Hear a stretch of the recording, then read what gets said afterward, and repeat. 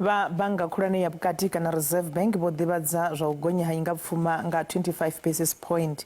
Izwo zwo divhadzwa nga muluvhisi wa bannga iyi vho Lesetja Kganyago namusi. Ndi lwa u thoma kha minwaha miraru nyingapfuma i tshi khou gonya tshe ha vha na vhulwadze ha COVID-19. U gonya ha nyingapfuma zwine zwi khou thoma matshelo zwi khou sia nyingapfuma i tshi ḓo dzula kha 3.75%. The MPC decided to increase the repurchase rate by 25 basis points to 3.75% per year with effect from the 19th of November 2021. 3 members of the committee preferred an increase and 2 members preferred an unchanged stance.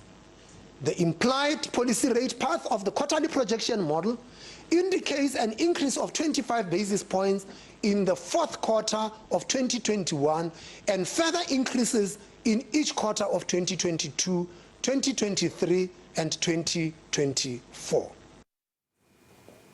U saukanya fhungo la u gonya ha nyingapfuma zwa zwino ri kwamana na muḓivhi wa zwa ikonomi vho dokotela Khathutshelo Sikhitha.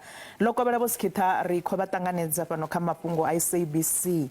Kha musi ri tshi lavhelesa u engedziwa ha nyingapfuma zwi nga kwama hani vhutshilo ha ḓuvha na ḓuvha kha vhadzulapo? Lokobela zwavhuḓi kha ri tou tendelana uri ngo angaredza u gonya ha nyingapfuma ho ambiwa namusi.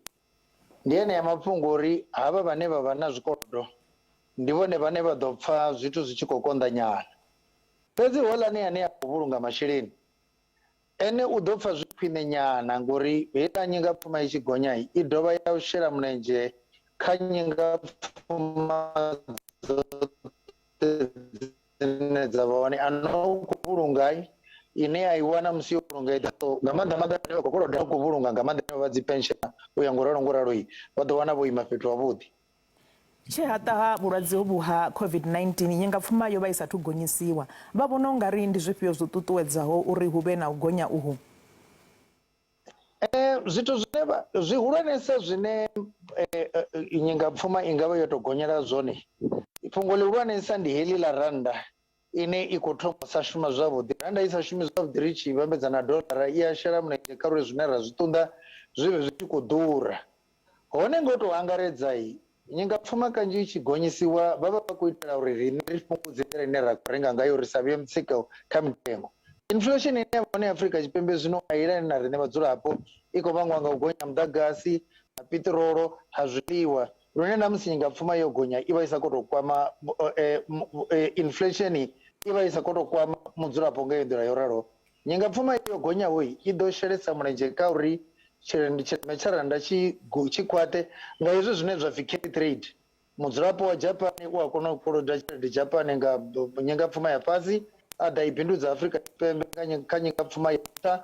Zwithu zwi a shela mulenzhe tshileme tsha rannda tshi vhambedziwa na dolara kana yene iṅwe tshelede ine muthu a khou ḓa ngayo i vhe yo kha ri zwi vhone kha musi nga heneyo nḓila nga maanḓa ḽiṅwe ḽi ḽo uri vha khou nyaga uri ri thome u shela vhathu kana u fha muhumbulo vhathu wa uri hayi mitengo a i khou gonya na ndavhelelo dza inflation dzi vhe kha musi dzo tsikeledzea ri muthu a tshi nga tou ralo. Vho amba nga u ḓo kwamea zwihulwane ha vhadzulapo vha re zwikolodoni avho vha sathu swikaho zwikolodoni kana vhane vha nga lingedza u tinya u mbwandamela kha zwikolodo vha nga ita mini? Ane a sathu dzhena kha tshikolodo nyingapfuma dzi tshi gonya dzi mufha tshikhala ngauri nyingapfuma i tshi gonya a i gonyeli vha tshikolodo fhedzi i gonyana na u vhulunga masheleni. So muthu we a vha khou vhulunga masheleni a tshi wana yeneyo nyingapfuma ya vhugai phesenthe ngafhani heiḽani phesenthe matshelo hezwi zwi tshi dzhia zwi tshi thoma u itea hezwi u ḓo wana na yone yo gonya lune na musi u tshi khou vhulunga masheleni wo tshi wana 10% sa tsumbo u ḓo vha u tshi vho wana ine ya vha nṱha ha 10%. So ane a sa vhe tshikolodoni zwino kha musi zwi vha zwi khwine a tshi nga tou lingedza uri ndi ṋane u sa vha tshikolodoni ndi ṋane u vhulunga masheleni ndi tshi khou ita ngoma madzulapo vhamba ri muthu a tshi nga tou zwi ralo.